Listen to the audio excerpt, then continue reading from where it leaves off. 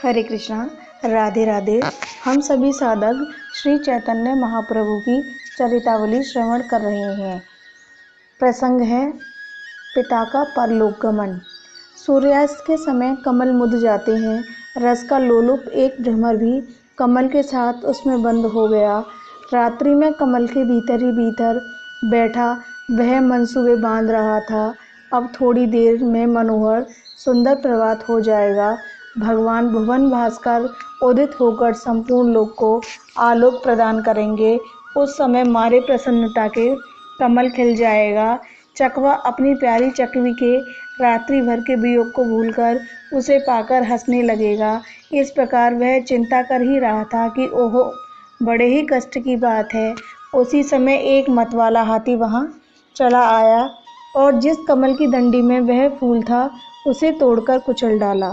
भ्रमर के सब मंसूबे मन के मन में ही रह गए।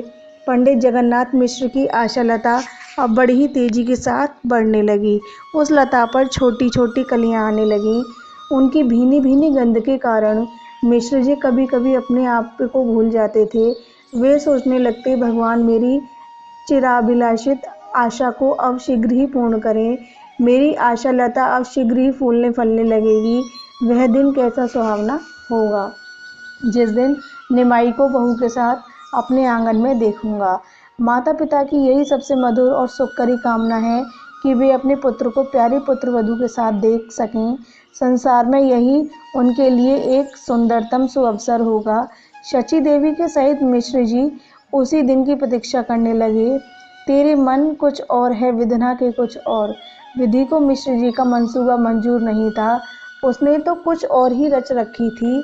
मिश्र जी अपने प्यारे पुत्र का विवाहोत्सव इस शरीर से न देख सके।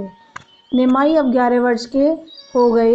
नियमित समय पर पढ़ने जाते और रोज आकर पिताजी के चरणों में प्रणाम करते।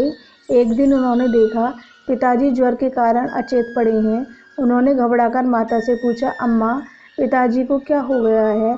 उदास होकर माता ने कहा, बेटा, तेरे पिता को ज्वर आ गया है। निमाई पिता की खाट के पास जा बैठे और धीरे धीरे उसने माथे पर हाथ फेरने लगे।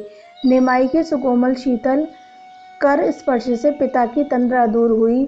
उन्होंने क्षीण स्वर में कहा, निमाई बेटा, मुझे थोड़ा सा जल पिला दे। निमाई के पास के बर्तन में जल पिलाया। अपने वस्त्र से उनका मुंह पहुंचा और प्रेम के साथ पूछने लगे, पिताजी, अब आपकी तबीयत कैसी है? करवट बदलते हुए मिश्र जी ने कहा, अब मैं अच्छा हूँ, चिंता की कोई बात नहीं। तू पढ़ने नहीं गया? निमाई ने अन्यमनस्क भाव से कहा, अब जब तक आपकी तबीयत अच्छी तरह से ठीक नहीं होती तब तक मैं पढ़ने न जाऊंगा। मिश्र जी चुप हो गए। निमाई उदास भाव से उनके पास बैठे रहे। कई दिन हो गए, ज्वर कम ही नहीं हो रहा था। वैद्य को भी शची देवी ने बुलाया। घर में इतना द्रव्य नहीं था कि बड़े बड़े वैद्यों को बुलाया जा सके। पास में जो मामूली वैद्य थे उन्हीं की बताई हुई दवा कभी कभी दी जाती, किंतु रोग के घटने के स्थान में बढ़ने लगा। मिश्र जी अपने जीवन की आशा से निराश हो गए। उन्हें अपने अंतिम समय का ज्ञान हो गया। क्षीण स्वर में उन्होंने शची देवी से कहा, अब मेरे जीवन की कोई आशा नहीं है। मालूम होता है इस शरीर से अब मैं अपनी आशा को पूरी होते ना देख सकूंगा। अच्छा, जैसे रघुनाथ जी की इच्छा। मैं अब क्या कहूँ, मेरे साथ तुम्हें कुछ भी सुख प्राप्त न हो सका।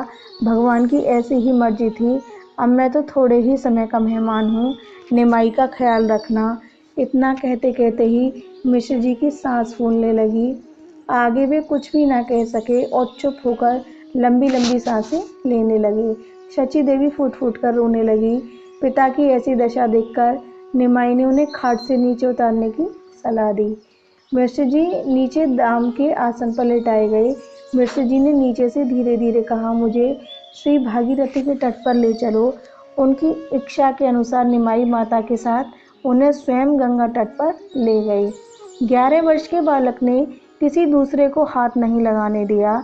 माता की सहायता से वे स्वयं मिश्र जी को गंगा तट पर ले गए। निमाई भी समझ गया कि अब पिताजी हमें छोड़कर सदा के लिए जा रहे हैं। इसलिए उन्होंने रोते रोते कहा, पिताजी, मुझसे क्या कहते हैं? मुझे किसके हाथों सौंप रहे हैं? मिश्र जी ने अपने शक्तिहीन हाथों को धीरे धीरे उठाकर निमाई के सिर पर फिराया और उनके सिर को छाती पर रखकर क्षीण स्वर में कहा, निमाई, मैं तुझे भगवान विश्वम्बर के हाथों सौंपता हूँ, वे ही तेरी रक्षा करेंगे। यह कहते कहते मिश्र जी ने पुण्य तोया भगवती भागीरथी की गोद में अपना यह नश्वर शरीर त्याग दिया। निमाई और शची देवी चित्कार करके रोने लगे। सगे संबंधियों ने उन्हें धैर्य धारण कराया। यथाविधि निमाई ने पिता की अंत्येष्टि क्रिया की। पिता के परलोक गमन से उन्हें बहुत दुख हुआ। माता को तो चारों ओर अंधकार ही अंधकार प्रतीत होने लगा। उन्हें मिश्र जी की असामयिक मृत्यु से बहुत दुख हुआ। घर में कोई दूसरा नहीं था, इसलिए गौर ने ही माता को धैर्य धारण कराया। उन्होंने माता से कहा, अम्मा, भाग्य को कौन मेट सकता है, मृत्यु तो एक न एक दिन सभी की होनी है। हमारे भाग्य में इतने ही दिन पिताजी का साथ बंधा था, अब वे हमें छोड़कर चले गए। तुम इतनी दुखी मत हो, तुम्हें दुखी देखकर मेरा कलेजा फटने लगता है। मैं हर तरह से तुम्हारी सेवा करने को तैयार हूँ।